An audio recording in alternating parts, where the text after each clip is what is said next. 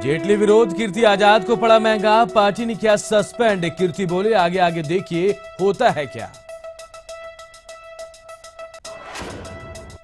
अरुण जेटली पर चौतरफा हमला जारी, कीर्ति आजाद के बाद शत्रुघ्न सिन्हा ने किया हमला।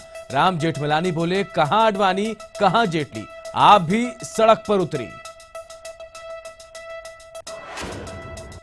जेटली की नई मुसीबत बने केपीएस गिल, हॉकी विवाद में लिया नाम, केजरीवाल को लेकर चिट्ठी, गड़बड़ी का लगाया आरोप। केजरीवाल के प्रधान सचिव राजेंद्र कुमार के खिलाफ नए सबूत, सूत्रों के मुताबिक सीबीआई को ईमेल से मिले 5 ऑडियो क्लिप। 2 दिन के दौरे पर रूस पहुंचे पीएम मोदी, एयरपोर्ट पर जोरदार स्वागत, कई समझौते होने की उम्मीद। केंद्रीय मंत्री वेंकैया नायडू का बड़ा बयान, सभी देशवासी चाहते हैं राम मंदिर बने, संसद में भी हुआ जमकर हंगामा। संसद का शीतकालीन सत्र खत्म, राज्यसभा में जीएसटी बिल पर फिर नहीं हुई चर्चा, महज 9 बिल पास, लोकसभा में 14 बिल पास। अमेठी में राहुल गांधी के कार्यक्रम से पहले भिड़े कांग्रेसी कार्यकर्ता, जमकर चले ईंट और पत्थर। हिट एंड रन मामले में बढ़ सकती है सलमान खान की मुश्किलें, बॉम्बे हाईकोर्ट के फैसले को महाराष्ट्र सरकार सुप्रीम कोर्ट में देगी चुनौती। दिल्ली के कड़कड़डूमा कोर्ट में जज के सामने गैंगवार, गोलीबारी में कांस्टेबल की मौत, 2 घायल, हिरासत में आरोपी।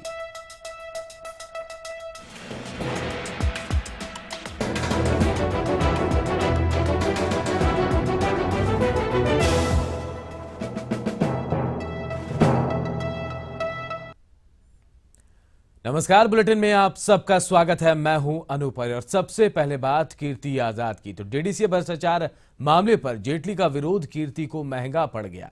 पार्टी ने कीर्ति को सस्पेंड कर दिया है। सस्पेंशन के बाद कीर्ति ने कहा कि आगे आगे देखिए होता है क्या। वहीं अब सवाल उठ रहा है कि अब शत्रु का क्या होगा। जेटली से जंग में सस्पेंड हुए कीर्ति आजाद, बीजेपी की पिच पर क्लीन बोल्ड हुए कीर्ति के सस्पेंशन पर केजरीवाल। बड़ा सवाल, शत्रु का क्या होगा। 114 करोड़ रुपए में 42,000 की क्षमता का एक स्टेडियम बना और उस समय अध्यक्ष 2008 से 2013 तक में तो सामने आ ही जाएगा मामला। पहले सड़क पर पीसी और फिर संसद में जेटली के खिलाफ तोहमतों की बारिश। कीर्ति की इस आजादी का जो अंजाम होना था, आखिरकार वो हो ही गया। डीडीसीए के दंगल में जेटली पर गुगली दर गुगली फेंकने वाले कीर्ति आजाद बीजेपी की पिच पर क्लीन बोल्ड हो गए हैं। मैं तो 9 साल से कह रहा था, अगर इसके लिए जिम्मेवार कोई है तो वो पार्टी खुद है। मैं 9 साल से उनको बोल रहा था, उन्होंने मेरी बात को नहीं सुना। मैंने तो पार्टी के खिलाफ कुछ नहीं, मैंने तो कहा कि मैं प्रधानमंत्री जी का समर्थन करता हूँ, जो कहते हैं मैं खाऊंगा ना खाने दूंगा, किसी को आप निकालो यार वो जेटली चोर है, मैंने तो नहीं कहा। जो सच्चाई की बात करे वो बाहर हो जाए और उसको एंटी पार्टी कहा जाए। आजाद की आड़ में जेटली और केंद्र सरकार के खिलाफ सड़कों पर उतरी आम आदमी पार्टी के कर्ता धर्ता को भी निलंबन के बाद तलवारबाजी का नया मौका हाथ लग गया और बीजेपी पर बड़ा वार कर दिया। कीर्ति आजाद का कसूर बस इतना था कि उन्होंने भ्रष्टाचार के खिलाफ आवाज उठाई। आज बीजेपी पूरी तरह एक्सपोज हो गई। बीजेपी बुरी तरह भ्रष्टाचार में डूबी है। कीर्ति का क्या होगा, इसका ट्रेलर तो सबके सामने आ गया, लेकिन अब सबसे बड़ा सवाल ये है कि शत्रु का क्या होगा, क्योंकि उनके बोल भी कोई दोस्ताना नहीं है। Bureau report, ETV news. इधर वित्त मंत्री अरुण जेटली अब चौतरफा घिर गए हैं। पार्टी के बाहर तो उनके कई शत्रु हैं, लेकिन अब पार्टी के अंदर उनके कई शत्रु पैदा हो गए हैं। चौतरफा हमलों से घिरे जेटली, कीर्ति के बाद अब शत्रु ने मांगा इस्तीफा। जेटली के खिलाफ गिल का स्कूप, राम जेठमलानी ने भी कानून समझाया। सड़क पर उतरी आम आदमी पार्टी। सोमवार को सदन में और अब सड़क पर संग्राम। जेटली के खिलाफ आम आदमी पार्टी ने हल्ला बोल दिया है। नारेबाजी और प्रदर्शन को काबू करने में पुलिस के पसीने छूट गए। ठंड की ठिठुरन के बीच पानी की तेज बौछारें भी की, लेकिन आप कार्यकर्ता माने नहीं। उन्हें तो मसाला मिल गया था, उन्हें तो बहाना मिल गया था केंद्र सरकार के खिलाफ, मोदी सरकार के ताकतवर मंत्री के खिलाफ। आप रिजाइन कर दीजिए। जो इन्वेस्टिगेशन जो प्रोब हो रहा है उसको आप एक ऑर्डिनरी सिटीजन की तरफ फेस करिए, और अगर बेदाग साबित हो जाएंगे तो आप वापस आ जाइएगा। आंदोलन आप कर रही है, लेकिन इस्तीफा मांगने वाले और भी हैं। अपने कुनबे में ही दो हैं। एक आजाद हैं, जो वर्षों से जेटली की जकड़न महसूस कर रहे हैं, और शत्रु भी इनमें शुमार हो गए हैं। बिहार में पार्टी की हार का गीत गाते गाते अब केंद्र में जेटली के इस्तीफे का राग छेड़ रहे हैं, तो बुढ़ापे में जेठमलानी भी जेटली से अदावत दिखाने पर तुल गए हैं। Mr. L.K. Advani is being compared to Arun Jaitley. He resigned until he was let off by the courts. But this shameless man, what is he doing? और जो लोग इनमें इन्वॉल्व पाए जाते हैं वो क्लीन होकर आए, जैसा कि अडवाणी जी होकर अडवाणी जी आते। अब तक फिजा में सिर्फ क्रिकेट से जुड़े सवाल थे, लेकिन जेटली अब नए जाल में फंस सकते हैं। खालिस्तानी उग्रवादियों से लोहा लेने के लिए मशहूर पंजाब के पूर्व पुलिस कप्तान केपीएस गिल का आरोप है कि जेटली ने डीडीसीए के जरिए हॉकी इंडिया में भी दखलंदाजी की, अपनी बेटी को हॉकी इंडिया का वकील बनाकर मोटा माल डकारने का रास्ता बताया। जेटली ने अपनी बेटी सोनाली को हॉकी इंडिया का वकील नियुक्त किया जब वो हॉकी इंडिया लीग के सलाहकार बोर्ड में थे। क्या पार्टी के बाहर, क्या पार्टी के अंदर, क्या अपने, क्या पराए, आपके साथ कीर्ति तो पहले से ही शत्रु थे, अब जेठमलानी और शत्रु भी साथ हो गए। सबकी एक ही मांग है, जेटली इस्तीफा दे। लेकिन सबसे बड़ा सवाल अभी भी वहीं के वहीं है, क्या जेटली इस्तीफा देंगे? Bureau report, ETV news.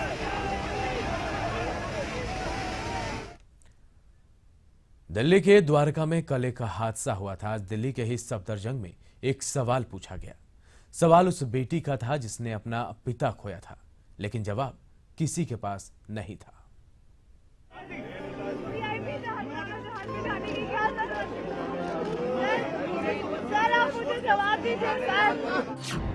हर बार सिपाही की फैमिली ही क्यों रोती है? शहीद की बेटी ने गृह मंत्री से पूछे तीखे सवाल।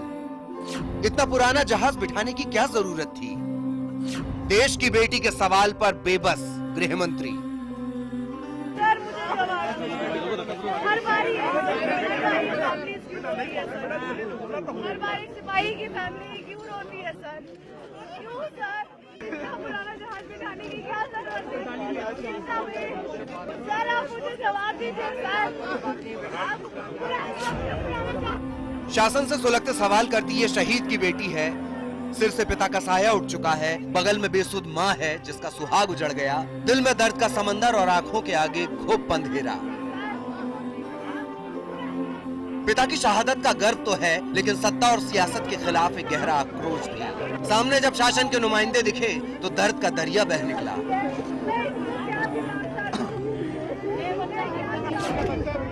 सलोनी शहीद एसआई रविंद्र कुमार की बेटी हैं, जो मंगलवार को द्वारका में हुए विमान हादसे में काल के गाल में समा गए। सलोनी के सीने को सालते ये सवाल सिर्फ उसके नहीं हैं, ये सवाल पूरे देश की बेटी के हैं। उन सभी बेटियों के सवाल हैं जिन्होंने अपनों को खोया है, पिता को खोया है, भाई को खोया है, करीबियों को कुर्बान किया है। और ये सारे सुलगते सवाल सिर्फ राजनाथ सिंह से नहीं है, गृह मंत्री से नहीं है, मौजूदा हुकूमत से भी नहीं है, बल्कि पूरे देश से हैं, सिस्टम से हैं। एक बार फिर सुनिए कैसे बह निकला दर्द का दरिया, कैसे टूट गया धरती का धीरज, कैसे टूट गया सलोनी के सब्र का बांध। हर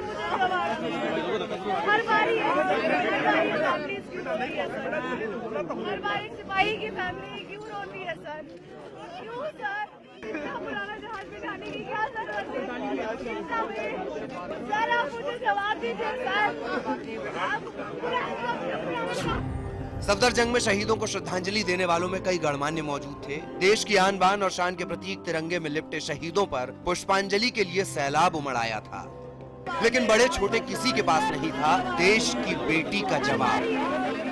सफाई जरूर आई केंद्रीय मंत्री किरण रिजिजू और बीएसएफ के डीजी की तरफ से, बस यही कि विमान पुराना नहीं था। Aircraft which crashed was not old and over-aged as being reported in some news channels. सफाई भले ही ईमानदार हो, लेकिन ये जवाब अधूरा है। असली सवाल तो ये था कि हर बार एक सिपाही की फैमिली ही क्यों रोती है। Bureau report, ETV news. Bollywood के दबंग यानी सलमान खान की मुसीबतें खत्म होने का नाम नहीं ले रही। हिट एंड रन मामले में बरी हो चुके बॉलीवुड एक्टर के खिलाफ फडणवीस सरकार ने सुप्रीम कोर्ट जाने का फैसला लिया है। बजरंगी भाईजान पर मुसीबतों का पहाड़, फिर सलमान को लगेगी हिट एंड रन की किक। टाइगर को बाड़े में डालने की तैयारी, फडणवीस सरकार का सुप्रीम कोर्ट जाने का फैसला। हिट एंड रन मामले में सलमान खान की मुश्किलें फिर से बढ़ने वाली हैं। महाराष्ट्र सरकार ने बॉम्बे हाईकोर्ट से बरी हो चुके सलमान के खिलाफ सुप्रीम कोर्ट का दरवाजा खटखटाने का फैसला किया है। इस मामले में बुधवार को बॉम्बे हाईकोर्ट में सरकार ने अपना पक्ष रखा। दरअसल इस केस में सरकारी वकील संदीप कुमार शिंदे ने सरकार से हाईकोर्ट के आदेश के खिलाफ अपील करने की सिफारिश की थी। उन्होंने सलमान खान को बरी किए जाने पर सवाल उठाया था। खान के जजमेंट के संदर्भ में राज्य सरकार की भूमिका स्पष्ट है। इस निर्णय की जांच हमारा लॉ एंड जुडिशरी डिपार्टमेंट कर रहा है। लॉ एंड जुडिशरी और राज्य के महाधिवक्ता ये जो अभिमत देंगे उसके ऊपर हम कार्रवाई करेंगे। व्यक्ति सामने में कौन है इसका विचार न करते हुए कानूनन कसौटी पर जो उचित है वही हम लोग करेंगे। आपको बता दें कि 10 दिसंबर को बॉम्बे हाईकोर्ट ने सेशन कोर्ट के फैसले को पलटते हुए बॉलीवुड अभिनेता को बरी कर दिया था, जबकि सेशंस कोर्ट ने सलमान को 5 साल की सजा सुनाई थी। आइए बताते हैं हिट एंड रन का पूरा मामला। 28 सितंबर 2002 की रात बांद्रा की अमेरिकन लॉन्ड्री के सामने सलमान खान की लैंड क्रूजर गाड़ी फुटपाथ पर चढ़ गई। उस वक्त फुटपाथ पर 4-5 मजदूर सो रहे थे। हादसे में एक मजदूर की मौत हो गई, जबकि 4 जख्मी हो गए। इस मामले में सलमान पर लापरवाही के चलते किसी की मौत, लापरवाही से गाड़ी चलाना, अपनी किसी हरकत से दूसरे को चोट पहुंचाना या जान जोखिम में डालना जैसी धाराओं में मुकदमा दर्ज किया गया था। सलमान खान के बरी किए जाने पर काफी आलोचना हुई थी। महाराष्ट्र सरकार पर भी निशाना साधा गया था, लेकिन फडणवीस सरकार की तरफ से सुप्रीम कोर्ट में चुनौती देना सलमान खान को सरकार की किक से कम नहीं है। Bureau report, ETV news. और वक्त हो गया एक छोटे से ब्रेक का। जल्द लौटते कुछ और अहम खबरों के साथ।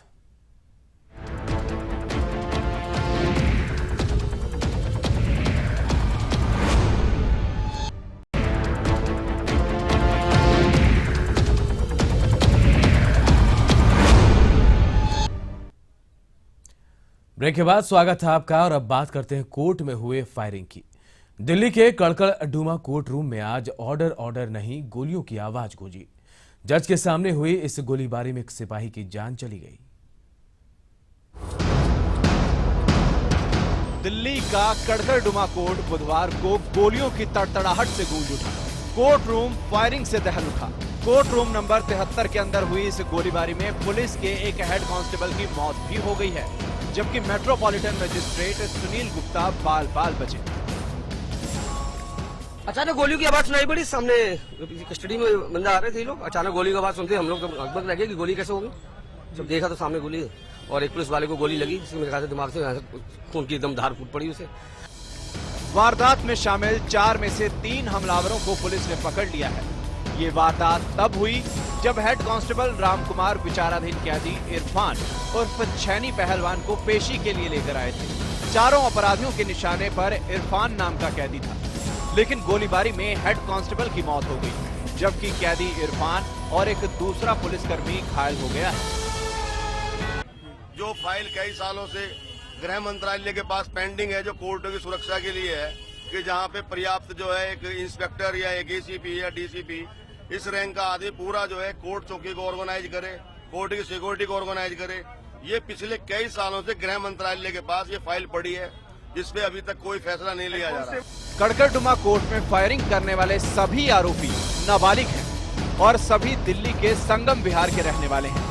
उधर दिल्ली सरकार ने मारे गए पुलिस कांस्टेबल के परिजनों को 1 करोड़ रुपए के मुआवजे का ऐलान किया है, लेकिन दिन दहाड़े हुई इस वारदात ने दिल्ली में कोर्ट की सुरक्षा पर सवाल खड़े कर दिए हैं। जब दिल्ली में कोर्ट परिसर की सुरक्षा व्यवस्था की हालत ऐसी होगी तो बाकी दिल्ली का हाल क्या होगा?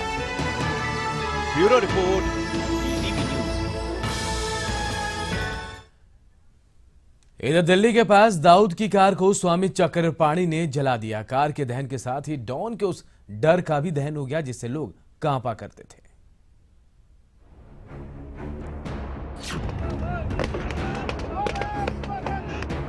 दाऊद के अंत की शुरुआत हो गई है और ये शुरुआत हिंदू महासभा के नेता स्वामी चक्रपाणी ने की है।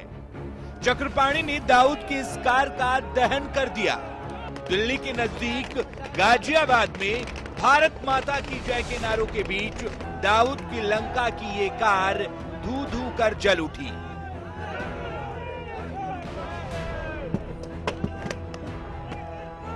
इस कार को जलाने के फैसले के बाद से ही दाऊद के गुर्गे स्वामी चक्रपाणी को ऐसा ना करने की धमकी दे रहे थे, लेकिन चक्रपाणी नहीं डरे। मुंबई में कार की नीलामी के दिन जो फैसला लिया, बुधवार को उसे गाजियाबाद में पूरा कर दिया। ये देश की तरफ से वो किया गया है और दूसरे मुंबई बम कांड में मारे गए जो दहशतगर्दी के शिकार थे, उनकी एक श्रद्धांजलि का एक तरीका हम लोगों का है कि हिंदू या मुसलमान या कोई भी देश का नागरिक इसको बर्दाश्त दहशतगर्दी का नहीं करेगा किसी भी कीमत। स्वामी चक्रपाणी पहले इस कार को एम्बुलेंस में बदलना चाहते थे, लेकिन दाऊद के गुर्गों की धमकी के बाद उन्होंने दाऊद को उसी की भाषा में जवाब देने का फैसला ले लिया ताकि लोगों के मन से दाऊद के डर का खात्मा किया जा सके। और बुधवार को गाजियाबाद में इस कार के दहन के साथ साथ लोगों के मन में बैठे डॉन के डर का भी दहन हो गया।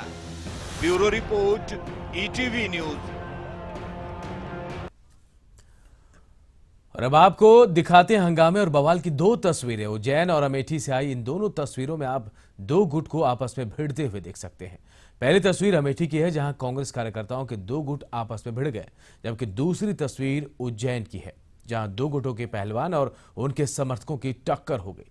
दोनों ही जगह मामूली विवाद के बाद बड़ा हंगामा हो गया।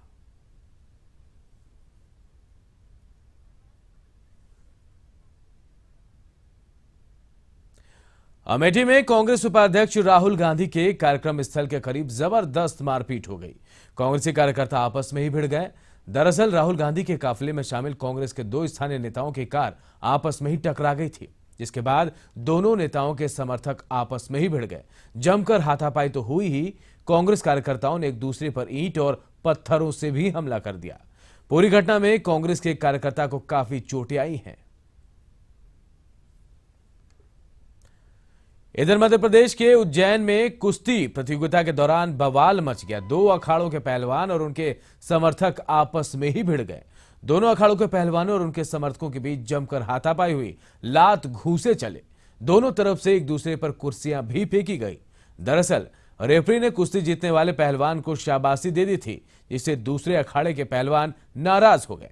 बवाल को शांत करवाने के लिए पुलिस तक बुलवानी पड़ी और दोनों पक्ष काफी समझाने के बाद शांत हुए। आपको बता दें कि जब यह भिड़ंत हो रही थी तब यहां मध्य प्रदेश के स्कूली शिक्षा मंत्री पारस जैन भी मौजूद थे।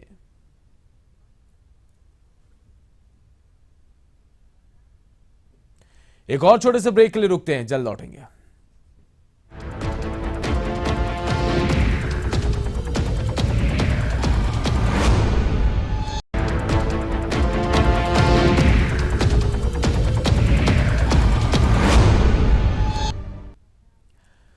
वैसे तो हमारे यहाँ एक राज्यपाल को उसके अपने राज्य के प्रोटोकॉल में पहला स्थान प्राप्त है, लेकिन ये एयर इंडिया के कामकाज की शैली है कि केरल के गवर्नर एयरपोर्ट पर इंतजार करते रहेगा और विमान उन्हें छोड़कर उड़ गया। हारकर राजभवन को इस बाबत शिकायत दर्ज करानी पड़ी। ये हैं पी सदाशिवम, केरल के मौजूदा राज्यपाल और भारत के पूर्व मुख्य न्यायाधीश। लेकिन एयर इंडिया को ना तो इस बात की कोई फिक्र है और ना ही उन्हें कोई इससे असर पड़ता है। हुआ ये कि मंगलवार की रात राज्यपाल कोच्चि एयरपोर्ट पर खड़े रह गए और उन्हें लेकर तिरुवनंतपुरम जाने वाली एयर इंडिया की फ्लाइट उन्हें छोड़कर उड़ चली। केरल राजभवन के मुताबिक एयर इंडिया की पायलट ने उन्हें दो टूक जवाब दे दिया कि वो राज्यपाल को नहीं ले जा सकते क्योंकि सारे यात्री विमान में सवार हो चुके हैं। ये सब तब हुआ जबकि विमान मंगलवार की रात 10:40 पर उड़ा और राज्यपाल 10:30 पर एयरपोर्ट पहुंच चुके थे। केरल के राजभवन ने इस मामले को लेकर शिकायत दर्ज कराई है, मगर सवाल ये उठता है कि आखिर एयर इंडिया को हो क्या गया है। इसे महज संयोग नहीं कहा जा सकता कि इसी साल अगस्त महीने के आखिर में अश्वनी लोहानी एयर इंडिया के प्रबंध निदेशक बने और फिर शुरू हो गया संगठन में अनियमितताओं का सिलसिला। पिछले दिनों मुंबई एयरपोर्ट पर काम करते हुए एयर इंडिया के ही एक इंजीनियर की दर्दनाक मौत हो गई, मगर किसी के कानों पर जूं तक नहीं रेंगी। मामले की गंभीरता को देखते हुए केरल के मुख्यमंत्री ओमान चांडी ने जांच का भरोसा दिया है। Air India flight was delayed, but he reached on time. But before he entered, they pulled the ladder. And he did not travel. He did not travel. He came by car. He came by car. That is not correct. I will inquire about it. बहरहाल मामले की जांच होगी और मुमकिन है कि दोषी पर कोई कार्रवाई भी हो। लेकिन बड़ा सवाल यह है कि क्या एयर इंडिया की कर्ता धर्ता इससे कोई सीख लेंगे और आखिर कब सुधरेगा air India. Bureau report, ETV news. और मेरे साथ इस बुलेटिन में फिलहाल इतना ही। आपको छोड़े जाते हैं तिरछी नजर के साथ। नमस्कार।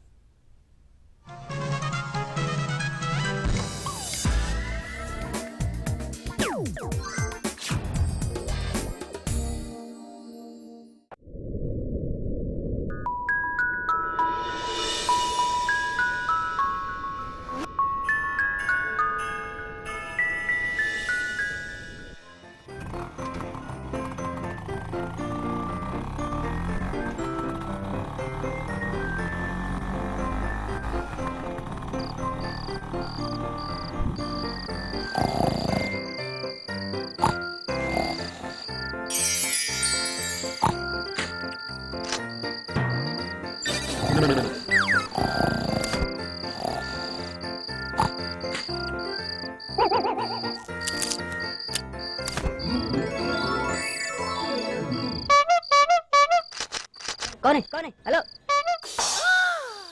कौन है